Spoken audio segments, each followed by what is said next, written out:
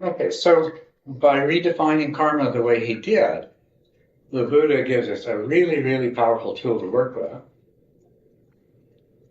way to work on ourselves, that, part of what makes it so powerful is we can get really directly in touch with it and we can actually experience the benefits of it as they develop. As we make good karma for ourselves, we can feel ourselves changing. And so it becomes a super powerful tool in that way. We can experience ourselves suffering less. The other thing is that it allows actions and their consequences to obey the other laws of causality. And that's important. And these other laws of causality, they're not, well, they are important. After all, if you are a greedy, hateful person, what kind of a life are you going to have? Miserable. Greatly hateful Yeah, but does the person who's living it see it that way? Yes, I think the person living does see it that way. That they're going to, Well, they're constantly filled with hate. That sucks. well, that sucks. But the thing is that how do people treat a greedy person? like a greedy person. I treat them like Politicians instead of Depends. greedy. If they're powerful, so they might Yeah, treat them with like great this is reverence. If it's a powerful person that you're fearful of. well, of course, there are other factors that are involved. Psychology is psychology, and poor people suck up to rich people even though they know that rich people are never going to give them any other money. I never did understand that. But in your life, you know that and if you, well, take the precepts. If you're a person that isn't honest, people know you're not honest. People don't trust you, right? And it affects what happens to you. But that's not karma. It's not the Buddha's karma. But it's still a consequence. On the other hand, if you're a person that's always honest, people know that, and it has good consequences for you. So there are good consequences in the world to your actions. And so if you are selfish, if you are a thief, if you're a liar, if you run other people down in conversation, if you speak harshly and unkindly to people, you're going to be treated accordingly. So you're going to get the consequences of those actions, in addition to the bad karma that you're making for yourself. That isn't the bad karma. It's in addition to the bad karma. And the same thing. If you're a good person in all the ways that are the opposite of this, you're going to be more loved. You're going to be better treated, better respected. Uh, all kinds of good things are going to happen to you. So, also, we live in a world with a lot of problems. If you believe everything is due to karma, I've heard people say, well, I'm not sure what the point is of me trying to make a difference in the world because the people that are suffering all these bad things is their karma. And then somebody who belongs to that same school of thought will say to them something like, well, no, you're right. It won't really make any difference to them, but it'll make a difference to you because you'll be doing good acts and you'll get the benefits of your good act, even if you can't make a difference. Now, how motivated does that leave you to try to end world hunger or bring an end to sex trade, white slavery, or any of these other things? Try to bring an end to warfare. If you're coming from a place where, well, what I do isn't going to make any difference anyway, but I might as well do it because it's good for me, you're not going to be very effective.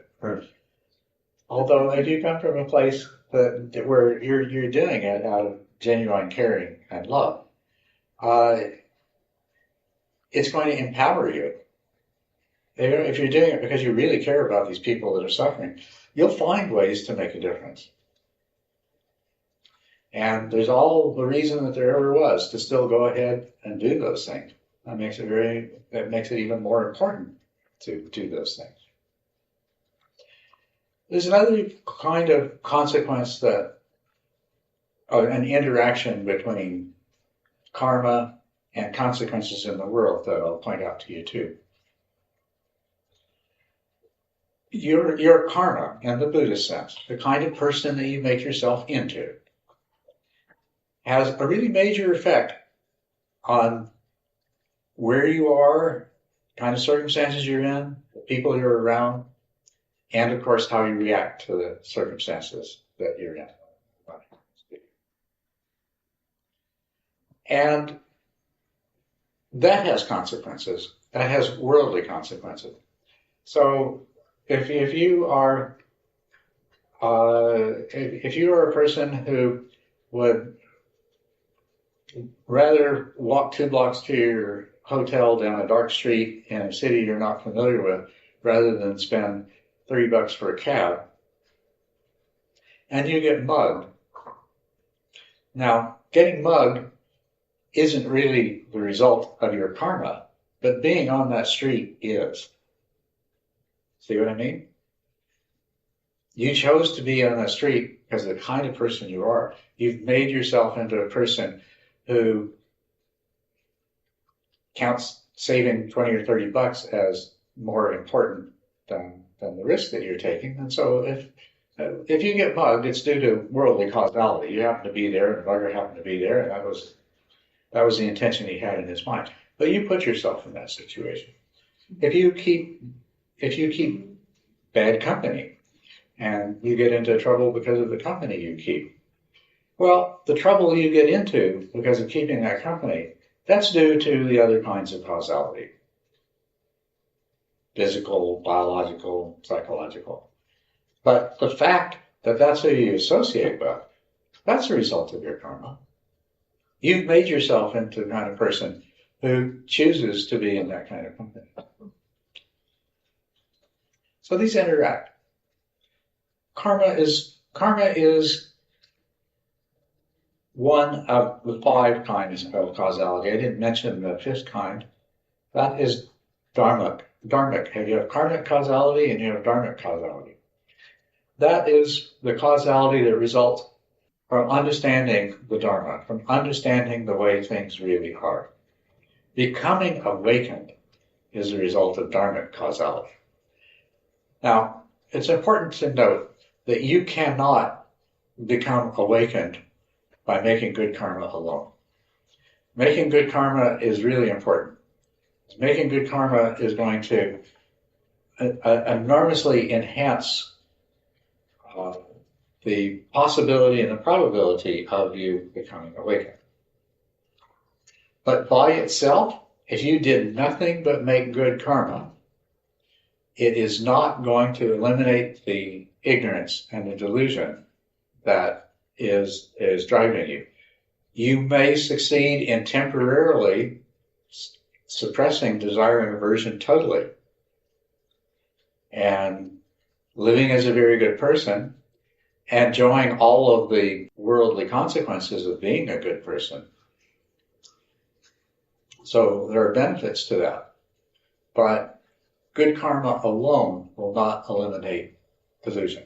That's why in the Eightfold Path, there is that 3rd part, because really the second part, virtue, right intention as well. A combination of right intention, which is in the wisdom component, and then the right speech, right action, and right livelihood that are in the virtue. That's really all about karma. But the Buddha didn't teach the Noble Fivefold Path. Noble Eightfold Path is what he taught. Because the last part of this path, right effort, right meditation, and right mindfulness, these are essential for you to achieve the insight and the to actually overcome the ignorance, attain the wisdom, and achieve the liberation and awakening that you're after.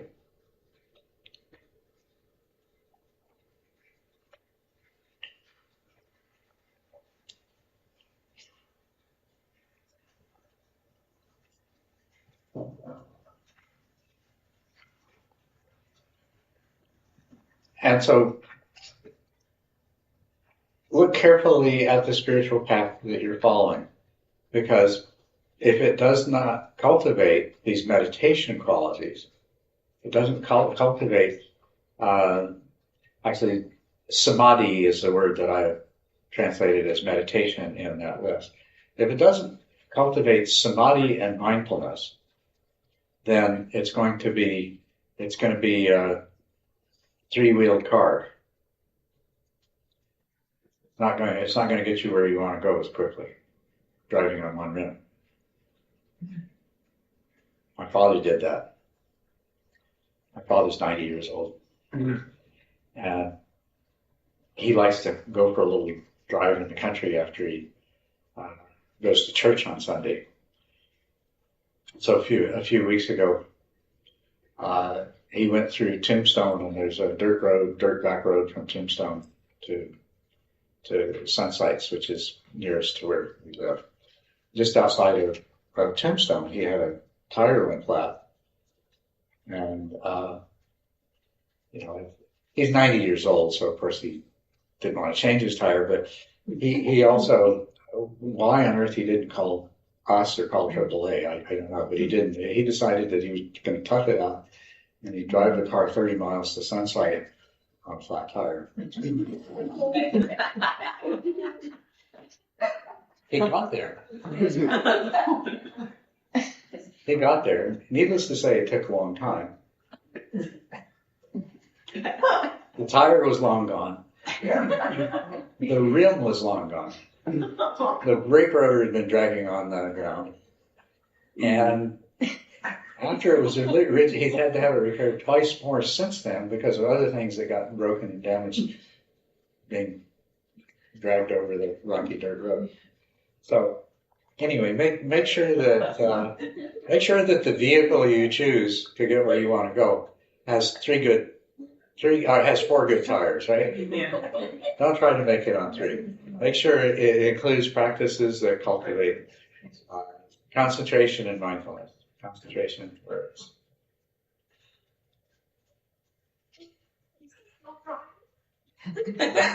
How can we stop a 90-year-old from driving?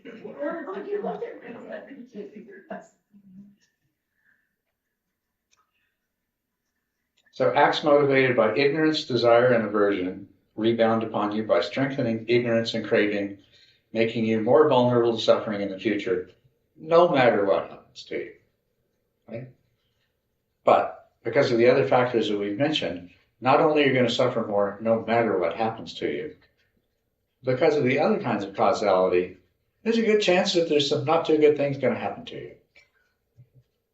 Conversely, acts motivated by unselfishness, harmlessness, generosity, and loving kindness rebound upon you by making you less vulnerable to suffering, more prone to happiness, no matter what happens to you. And likewise, those actions, though, are going to have their own consequences in the world, which are going to probably mean that not quite so many bad things happen and maybe a few better things do. But it's as simple as that. You don't sound very convinced. Maybe. Well, because there's too many other factors involved. No matter how many good acts you perform in the world, doesn't keep your house from burning down, doesn't keep your children from getting sick and dying, Okay? And that's a really important thing to realize, that if you want to evaluate the success of this practice, then don't just look at what happens to you. Look at how you respond to it. And both are really important. Otherwise, when bad things happen to you, you might think, oh, well, what's the point? Especially if you've already become convinced that, well, I'm not going to get my reward in a future life when I get reincarnated. Then you might think, well, what's the point then? Bad things still happen to me. So, So, so if, for achieving, becoming awakened in this life. Yeah. Or getting closer to it, is just kind of how to best use this life. yes, use this life the best way that you possibly can, which that's what these practices are about. And if you don't make it, then you don't make it. Like, well, the thing is, it's not like there's if- more, if- it's accumulated. if you, That's the the one personal thing self you being think furnished. you are, doesn't make it, Right, but it will help others. Or you others. somebody else is going to make it. And what you do is helping them to make it. It's just that, and you are the other person Right, that's going right. to make it, but you aren't that person in the Right. personal self view. I'm advocate way. That's right, yeah. You are everyone. You've already become awakened many times, Good job, Alice. Good job. including All of them. 2,500 years ago when you made all these teachings. They were taking the benefit of it now. Yeah, thanks. Thank you. And you will become awakened many times in the future. Hopefully one of them will be while this five aggregate still holds together. But if not, that's not too important. It's a minor detail. So that's how, okay. So we become awakened, we did something wrong, and now we're like in ground zero, and we're trying to get back up. I mean, like, No. We are all one. So that concept is very like, we are all one, it's not yeah, I know. It's very broad. it's very broad. Broad is Like a very vast.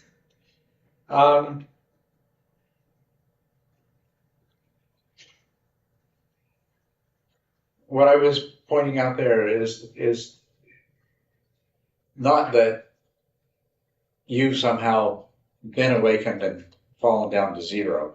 It's that you in one form has become awakened, and you in another form gets to do it all over again. Now, when you see form, what does that mean? Form. With this five aggregates. I think she wants something more concrete. That's elusive. But there really isn't anything more concrete.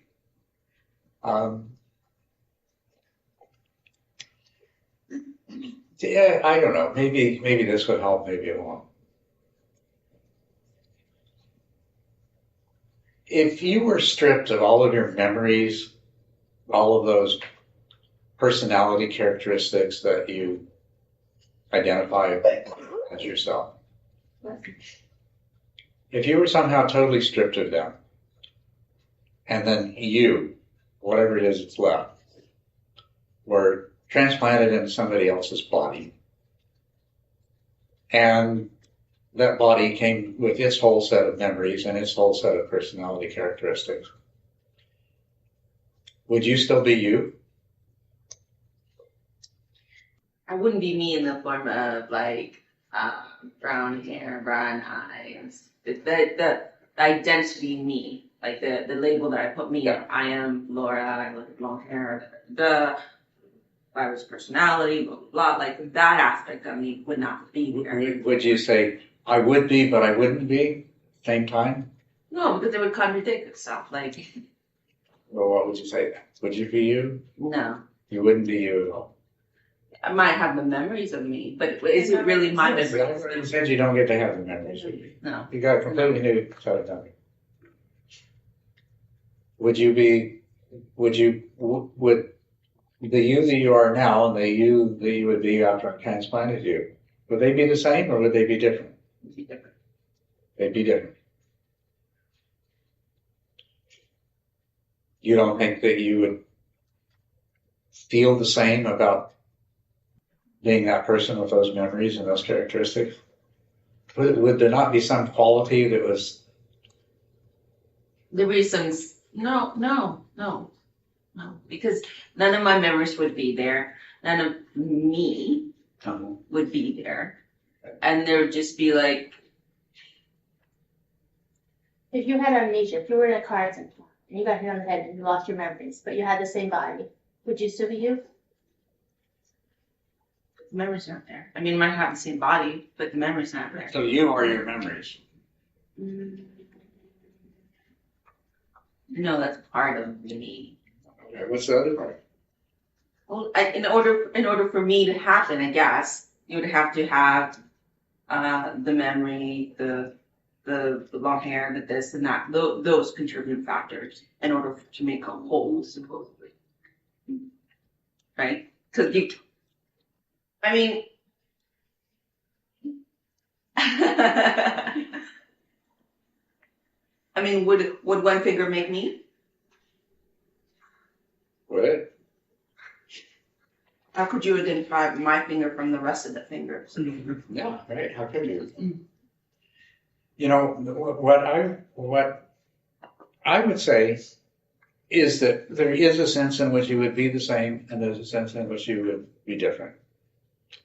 All the things that you identify with as yourself right now would be gone. So in that sense, you're different. I agree with you. You're right.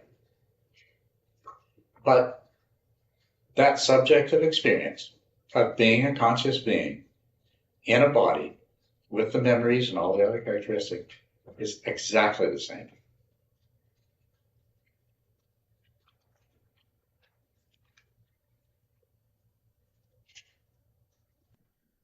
Say my consciousness.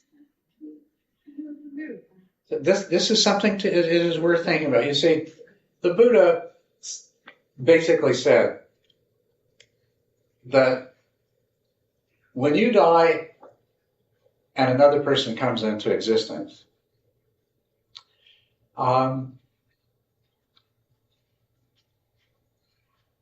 whatever it is that you think you are, that is not what comes into existence in some other person in the future. Whatever is reborn, it's not the self that you think you are. And I can agree with that. Okay, That aspect I don't have a problem. right. And so he was asked, well then, what does continue after I die then? Now, the question wasn't what gets reincarnated or what, it's what does continue after I die? And his answer was the ripening of your karma. That's what continues. Okay. And so then the next question was, so does the person who experiences the ripening of my karma, is that person the same or different?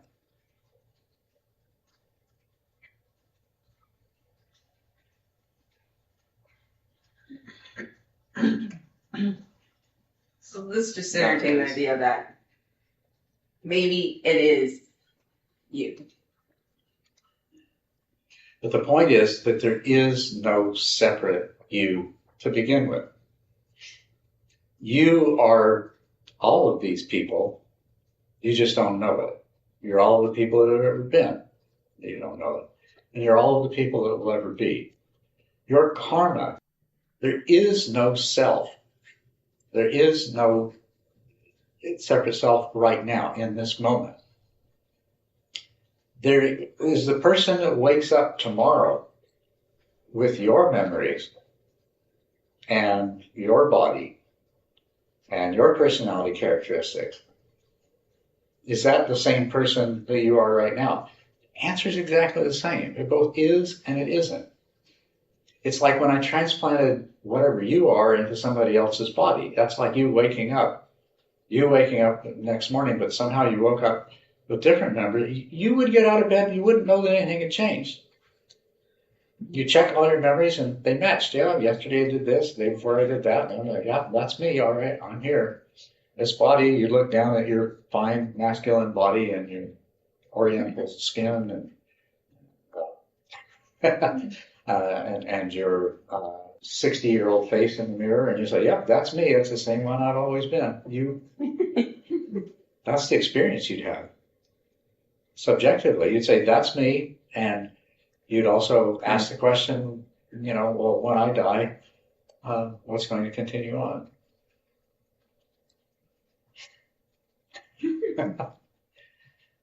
Put it another way, it's just go back to when you're reincarnated, isn't it just like being transplanted? You don't remember anything from a previous life. Your body's different. The body's completely different. It's a different age. 50-50 chance it'll be a different sex. Everything. I'm still not convinced it's you though. What's that? I'm still not convinced it's you though. Well, what's But you? you never fixed it. I mean, I still function even though I don't exist in the big picture. Like I'm still here. I'm still like I'm occupying space. Doesn't mean I can't exist or won't exist. Like I don't know that whole terminology is like kind of it's very like it's like Yeah, you're right. It's very messy. It's your human mind trying to exceed its limitations, which it can't really do. But let me tell you something. You will never become awakened. But that 5 aggregates, I hope, will become awakened quite soon. And when it does, you won't be there. Ooh. The view of you is the ignorance. Is it ignorant? Is the That's right. ignorance. It's the And that will delusion. be The idea, go away. the idea of you is the delusion. And that will go away. And when that goes away, you will be awakened. You're awakened, you can look back at the former you and say, I made it. That's right. Could you look back at her forward you? Could you look back at it? But in that case, But it's just the disillusion. in that case, your 5 aggregates are still together. It's just the illusion of you that's gone. So those 5 aggregates can become awakened, but you can't. so like you're talking about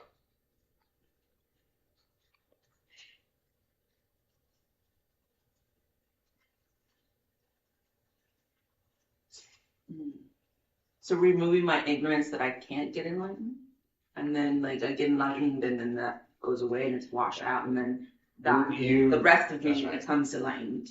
You remove the delusion, the ignorance. You remove that, and you are awake.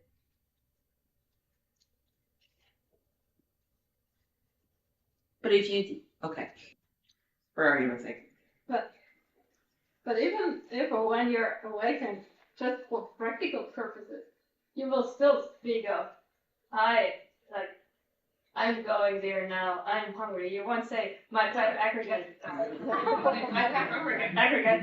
That's right, yeah. But it's something that stays. That's and that is what somebody brought up to the Buddha once. They says, so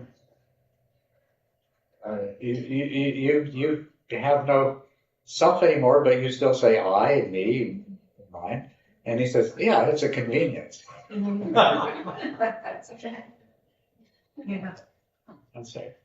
For all practical purposes, but I guess the important thing to get across is that what you're attached to and what you stand to lose is worth nothing. It's not, you're attached to it, but when you understand what it really is, you'll be glad to see it go because you will have lost nothing but an illusion.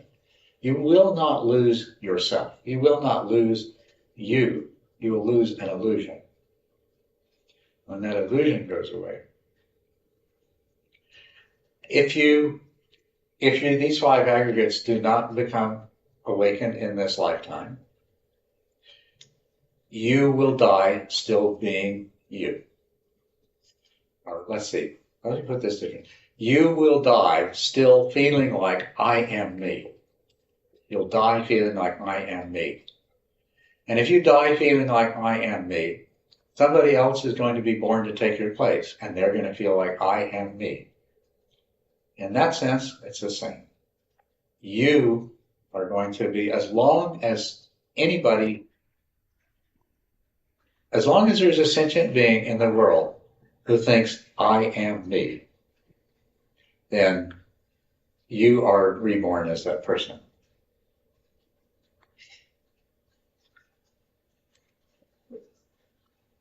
So it would be reborn more like everybody than as a specific person.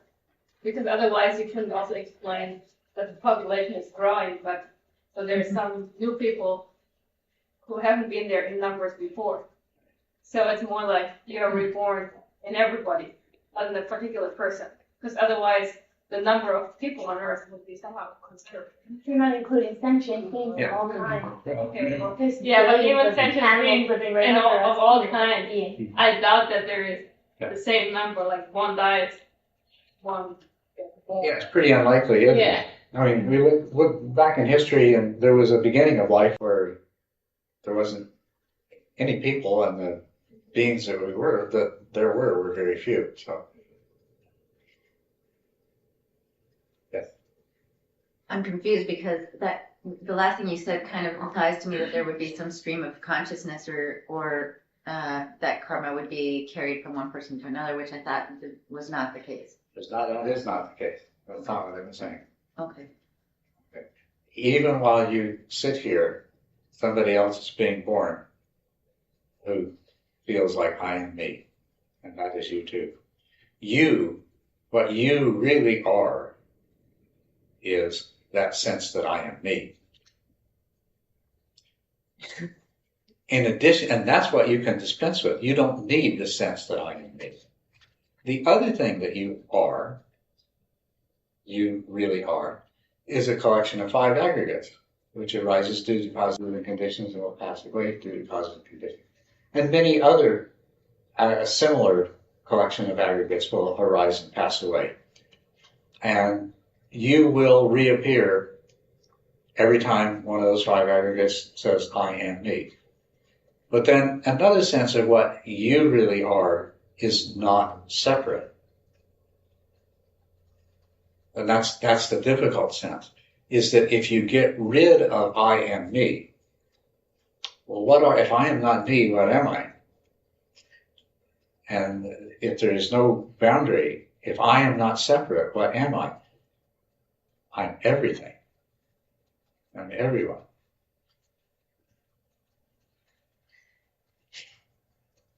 As long as there's a part of you that's separate, though, that separate part is going to suffer. I think I get what you're saying. The part that's confusing is, so if there's a part of consciousness that is enlightened, is awakened, realizes that there is no separateness, realizes that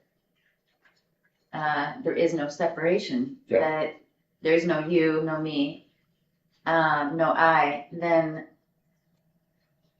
I guess my confusion is, how is it that part of the consciousness realizes that and part of consciousness doesn't and some of the aggregates don't realize that. Mm-hmm. And so therefore, it's as if all of consciousness, like you said, is still not awakened. But if one heap of 5 aggregates has awakened, and that aspect or that piece of the sky or that, little cube in the water has awakened, I'm trying to reconcile, consciousness is one. Mm-hmm. So where is the division between the consciousness that has awakened and the consciousnesses or the consciousness of the other heaps, the other aggregates that have not? Does that make sense? Okay, well, let's look at it this way. Okay. You have 5 aggregates. There's consciousness. There's all the different parts of the mind that contribute at different times to consciousness, right? All these different parts of your mind. You've got many parts to your mind, right? Like the subconscious, the conscious. No, well, you have the conscious, you have consciousness, and then you have all of these many other parts of your mind that only intermittently contribute to consciousness. Consciousness is a place that all these parts of your mind communicate. One part of your mind puts an idea into consciousness. And when it puts that idea into consciousness, all the other parts of your mind can see it. Okay? Or another part of your mind connected with the sense of seeing puts an image into consciousness. And when it puts that image into consciousness, all the other parts of the mind can see that image. And this part over here can say, hey, that image corresponds to something really nice, that feels good, we should go after that. And so it puts that idea into consciousness. And so you have the intention of going after it. Okay? All these different parts of your mind. Consciousness is just how the different parts of your mind communicate with each other. Okay? Okay, so your 5 aggregates. Your mind has many parts. They interact in consciousness. So you become wiser as you continue this practice, and certain parts of your mind are becoming wiser. And that reaches a critical mass, and you make the transition to becoming a stream enterer. So there are, at that point, some parts of your mind have achieved insight and are awakened, but there's still other parts of your mind that are not. So you keep practicing, and you progress from being a stream enterer to being a once returner and a non-returner. And at each stage, more and more parts of your mind become awakened. Finally, you become an arhat. And that's all the parts of your mind that belong to this 5 aggregates are now awakened. Okay? But consciousness is universal. It's everywhere. The consciousness in this 5 aggregates is just one manifestation of consciousness. Okay? And the division between this collection of minds that you call you, and you say belongs to this 5 aggregates, is really a false division. And we just talked about it as though there were 213 minds that were tested, and they were separate apart from all these other minds that are Chris and Steve and Laurie and everybody else. But that's not really true. It's not really like that. That's just an imaginary line that your mind imposes, and it says, consciousness is like a place that we communicate. We're not going to let these other minds communicate in our consciousness space. But that's not the way it really is. When you become awakened, you drop that boundary. And so any other mind that belongs to any other collection of aggregates has the potential now to share in that awakened consciousness, because you've taken down your boundary. What will limit it is the boundary that these other minds maintain to keep themselves separate. Okay, we look at the world as a whole. Okay, all of the different minds that make up capital M mind that appear to be separated in these little clumps. And now we have one part of it that's awakened and it's dissolved its boundary. But by dissolving its boundary, then we create a situation now we're kind of back where we were when you were, say, a stream entrant. Where you've got one part of capital M mind that's awakened, and you've got other parts of capital M mind that are not yet awakened. So that's why we could say you, and this is not the separate you, but this is the real you that's everything, is partly awakened, but you, in this sense, will not be fully awakened until all of them are awakened. But all of them are more awakened just because you, in the other sense, in the personal sense, by you becoming awakened, all are more awakened. And eventually all will become awakened. So then it's more like each person really is just a point of perspective, a point of like a little hole in the sphere, like if I guess the idea that came to my mind was like this huge sphere of light, or this huge sphere and like lots of little holes, and each hole is a person looking out. That's right. And each one of us thinks that it's just that is everything, but really it's, I don't know. So each perspective of consciousness can become awakened without the whole immediately. Because I mean, when people say everyone has to become awakened for one person to become awakened, or or you can't become awakened until everybody becomes awakened, but really they mean the you as. Yes, that's right. So I think that has been in the past confusing to me, and so one person can become awakened. That's why I was confused. If there is no separation, how one person can become awakened without everybody becoming awakened, but it's because that one perspective can still look at everything hasn't changed, but everybody else is still looking at the same thing, not able to see what that perspective, other point of perspective. I'm not able to say it, but Well, it sounds like you figured it out. Sounds like you understand it. my human mind model, I think, is starting to make more sense of it. Yeah, right. Yeah. So it sounds like you're now working with a model in your mind that is much more satisfactory. Yeah. Let's put Thank it that way.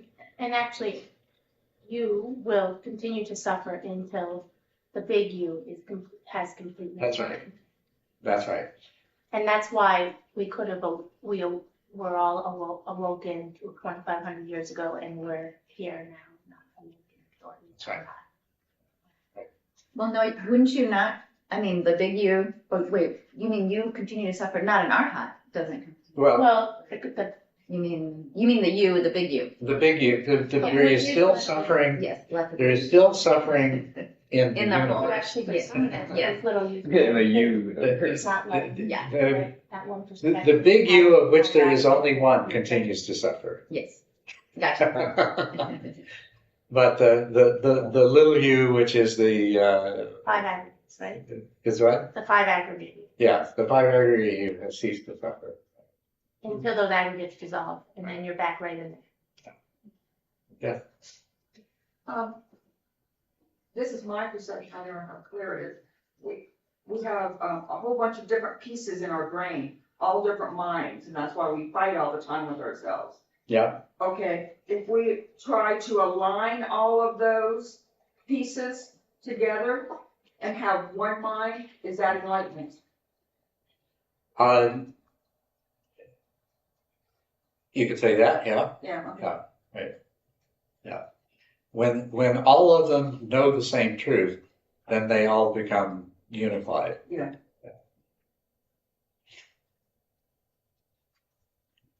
You know, I'm always looking for shortcuts, right? And do you have to, how much do you have to understand what's going on rather than just doing it? Because I see a lot of energy trying to go into understanding, right? And I'm not sure that it's helpful. Well, it is helpful, but it's not necessary. You can drive a car without understanding how the engine works or the brakes or anything like that. But it can certainly be helpful to know these things about how the car works. In other words, Only if it breaks down, okay? well, that's right. So. Well, breakdowns, don't even, only if it stops responding to the things that you know how to do. Maybe a better example would be a computer. It's sort of like, you might know how to drive a car, but you never knew it had a parking brake. And if you were ignorant that it had a parking brake and you got in it one day and the parking brake was set, then you'd have trouble. The trouble would come because you didn't know enough about cars. It wouldn't be that it had broken down. Now, that's the way I am with all of this computer technology and everything else. It stops doing what I want, and it's not broken. I just don't know enough about it. And somebody else comes along and says, "Oh no, all you have to do is just open this, reset that, there you go." So, oh, great. It's really useful to know these things. I can use my computer without knowing all these things, but I probably waste an awful lot of time and don't get as much done because I keep running up against these things that I don't know enough about. And so there is value So the answer to the question, how much do you need to know? Well, you need to know enough, number one, to motivate you to do the practice. And number two, to know how to overcome the obstacles that you encounter along the way. And if you know very little, you'll go along really fine until you hit one of those obstacles. And then you'll need to either learn more than you did before, or at least have somebody available that you can ask to get past that obstacle. So in other words, there's not a set answer to how much you need to know. If you knew everything, then you'd sail right through, and every obstacle that came, you'd just fix it and move on. If you knew nothing at all, you might be lucky and not hit any obstacles, and you'd sail right through. I mean, that does happen. People become awakened who don't know any of this stuff at all. It does happen. It's just that it doesn't happen very often. So how much you need to know, it depends. It really depends on the obstacles you hit along the way. When you hit an obstacle that you don't know how to get around, it means you don't know enough.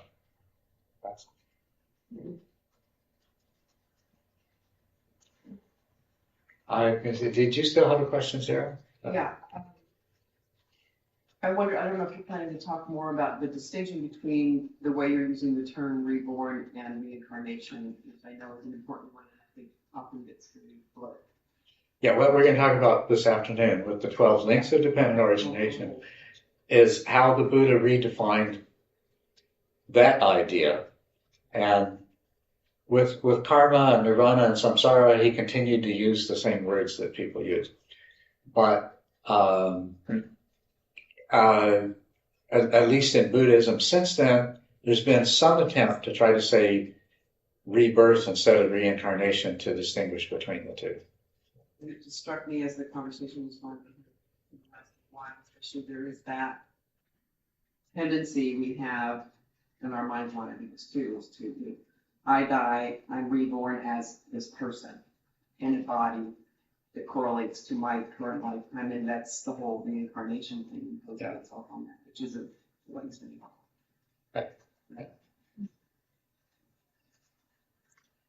I was just wondering, because you were talking about obstacles, what were you referring to maybe as, or were you referring to anything specifically as maybe the biggest obstacles you would need to over? There are many different kinds of obstacles along the path. Okay, I mean, what would you say were the biggest ones, or do you have it? Well,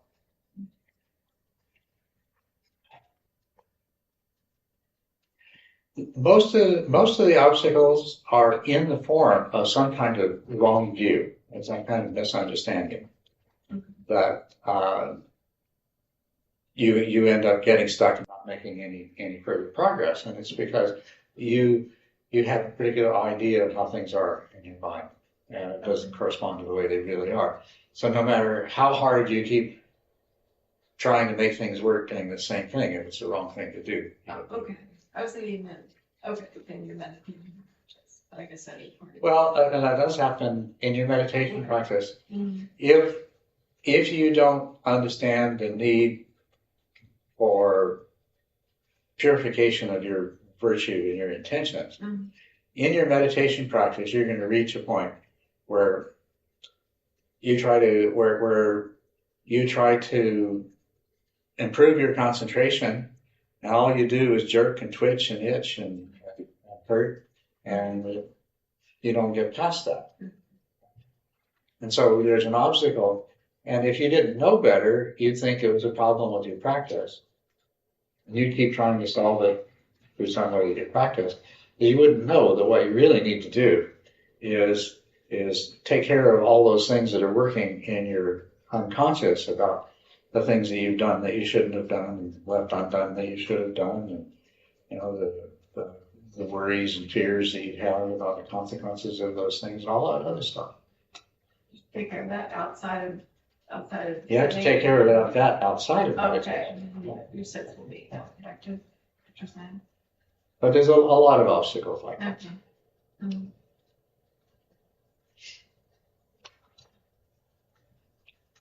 Okay, well, it's about time to have lunch. So good karma in the form of good intentions moves us in the direction of nirvana and liberation, away from suffering. Bad karma in the form of bad intentions moves us towards samsara and increased suffering. And this is the law of karma taught by the Buddha.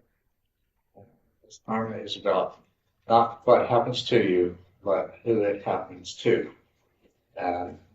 So we'll move on after lunch to talk about dependent arising in the form of these 12 links, which will allow us to look at how Buddha defined what it meant to be reborn. Okay? So have a good lunch. Thank you. Thank you.